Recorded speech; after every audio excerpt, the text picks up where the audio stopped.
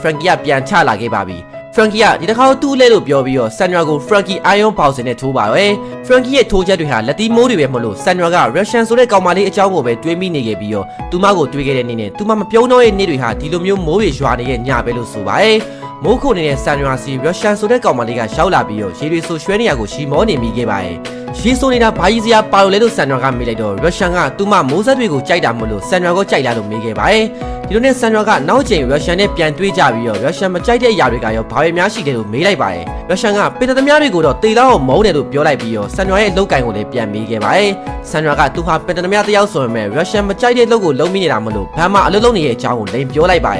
်ဒီလိုနဲ့ Sandra ဟာ Russian နဲ့အချိန်အကြာကြီးအတူတူရှိခဲ့ပြီးရဲ့နောက်လက်ထပ်ထိမ်းများခဲ့ကြပါတယ် Sandra ကတစ်ဖက်မှလူတွေလည်းတက်ဖြတ်နေပြီးတော့ပေတသမားအလုပ်ကိုလုပ်နေရင်းနဲ့အချိန်တစ်ခုကြာလာတော့ Russian ကတားလေးတဦးကိုဖွားမြင်ပေးခဲ့ပြီး Sandra ကလည်း game လက်လို့နာမည်ပေးခဲ့ပါတယ် Sandra ကသူ့ရဲ့ family ကအလုပ်ကိစ္စတွေပြီးသွားတဲ့အချိန်တိုင်းအိမ်ကိုပြန်လာခဲ့ပေမဲ့တနေ့မှာတော့ကလေးကအပြင်းဖြားနေတဲ့အခါ Sandra ကအနားမှာရှိမနေနိုင်ခဲ့ပါဘူးအဲ့ဒီကနေတပတ်လောက်ကြာပြီးအိမ်ပြန်ရောက်လာတဲ့အခါမှာ Sandra လည်းတားလေး game လက်တေဆုံးသွားပြီဆိုတာကိုသိရှိလိုက်ရပါတယ်Sandra အတိမပေးပဲထွက်သွားတဲ့နေ့ကကလေးကရုတ်တရက်ကြီးအပူချိန်တွေတက်လာခဲ့ပြီး Russian ကသူမဆေးရုံကိုခေါ်ဆောင်သွားခဲ့ပေမဲ့မကြော်ဖြတ်နိုင်ခဲ့ဘူးဆိုတဲ့အကြောင်းကိုမျက်ရည်စားယူနေပြောပြလိုက်ပါတယ်။သူမတယောက်ရဲ့ဖြစ်နေတဲ့အချိန်အထီးကျန်နေတဲ့အချိန် Sandra အလုပ်လုပ်တဲ့ဆိုတဲ့ဘန်ကိုဖုန်းတွေထက်ခါခေါ်နေပေမဲ့ Sandra ဆိုတဲ့နာမည်နဲ့ဝန်ထမ်းမရှိဘူးလို့ပဲပြန်ပြောတာမလို့ Russian ကသူတို့အသက်ရှင်နေတာဘလို့ပတ်ဆက်မျိုးဝင်နေလဲတကယ်ပဲဘာလို့လုပ်တာလဲလို့မေးလိုက်ပါတယ်။ဒီမင်းကုန်းတွေကို Sandra ကပြန်မဖြေနိုင်တော့ဖခင်တယောက်ဖြစ်ဖို့မထိုက်တန်ဘူးလို့ပြောပြီးတော့ Russian ကအပြင်ကိုပြေးထွက်သွားပါတော့ရဲ့အပြင်မှာလည်းမုံတိုင်းတွေကြားရောက်နေတာမလို့ထွက်မသွားဖို့ Sandra ကတားတယ်ပေမဲ့ Russian ကသူ့ကိုအယူလုပ်ခဲ့တာမလို့ Sandra ရဲ့ပါးကိုရိုက်ပစ်လိုက်ပြီးတော့သူမနောက်ကိုဆက်မလိုက်ခဲ့ဖို့ပြောလိုက်ပါတယ်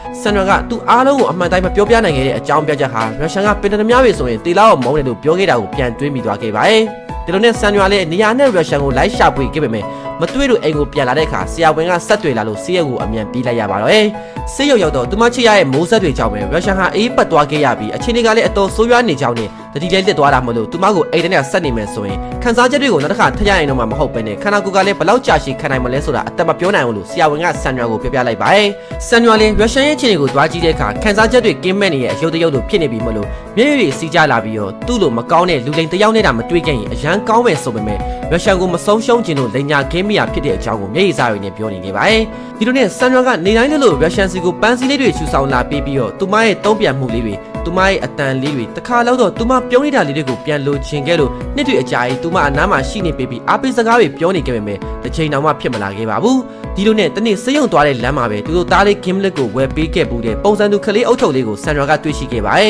စေးရုံရောက်တော့ Sandra ကအုတ်ထုပ်လေးကိုစောင်းပြလိုက်ပြီးတော့ Gimlet ကအဖေသူသားလေးမလို့သူနဲ့ဆင်ရလားလို့ Russian ကိုရှီမောပြီးတော့ပြောနေခဲ့ပါတယ်Sandra ကသူတီအုတ်ထုပ်လေးကိုဝှင်းစင်လိုက်ရင် Russian ပြုံးနေတာလေးကိုမြင်ရမလားဆိုတဲ့အတွေးနဲ့လှုပ်ခဲ့ပေမဲ့ Russian ကမပြုံးတော့ပြန်ချွတ်ပစ်ဖို့လုံးနေတဲ့အချိန်မှာပဲ Russian ပြုံးနေတဲ့အပြုံးလေးကို Sandra နောက်တစ်ခါပြန်မြင်လိုက်ရပါပြီ။ Russian ရဲ့အပြုံးကိုမြင်ပြီးနောက်နေ့မှာ Sandra ဟာသူ့သားလေးကိုဝတ်ပေးခဲ့လို့ဝတ်ဆင်ပြီးတော့ဆေးရုံကိုရောက်လာခဲ့ပါတယ်။အားလုံးကတော့ Sandra ဝတ်ထားတဲ့ပုံစံကိုမြင်ပြီးအရန်အံ့ဩနေကြပေမဲ့ Russian ကတော့ Sandra ဒီလိုဝတ်ထားတာမြင်ရင်ပြုံးလာနေခဲ့ပါတယ်။ Russian ရဲ့အပြောင်းလေးကိုမြင်ရဖို့အတွက်သူဝတ်ဆင်နေကြအင်ဂျီတွေကိုမဝတ်တော့ဘဲနဲ့အားလုံးရဲ့အလောင်ပြောင်အရှုပ်ချခံပြီးတော့အဲ့ဒီကလေးအင်ဂျီလေးကိုပဲဝတ်ဆင်ခဲ့ပါတယ်ဒီလိုနဲ့တနေ့ဆေးရုံကိုသွားတဲ့လမ်းမှာမိုးရွာချလာတဲ့အခါမှာတော့ကြားလာတဲ့မိုးဆက်ပွင့်လေးတွေကိုတွေးမိုးရီခိုရင်းနဲ့ပဲ Russian ရဲ့အကြောင်းကိုတွေးတောနေမိခဲ့ပါတယ်။ Sandra ဆေးရုံရောက်တော့သူနောက်ကျသွားကြောင်းပြောပြနေတော့ Russian ကအရင်ကားထက်ပိုပြီးတော့ပြုံးနေတာကိုတွေးလိုက်ရပါတယ်။ Sandra ကသူ့အတွက်ဒီကလေးဝတ်စုံဟာအခြားဈေးကြီးဝတ်စုံတွေထက်ပိုပြီးတန်ဖိုးကြီးကြောင်း Russian ကိုပြောနေခဲ့ပါတယ်။ဒါတွေကိုဝတ်ဆင်နေရကြောင်းမလို့သူချစ်ရရဲ့အမျိုးသမီးလေး Russian ပြုံးနေတာကိုမြင်ရတာသဘောကျတယ်လို့ Sandra ကတွေးတောနေရင် Frankie အဆက်မပြတ်ထိုးတာကိုခံရပြီးနောက်ဆုံးမှာတော့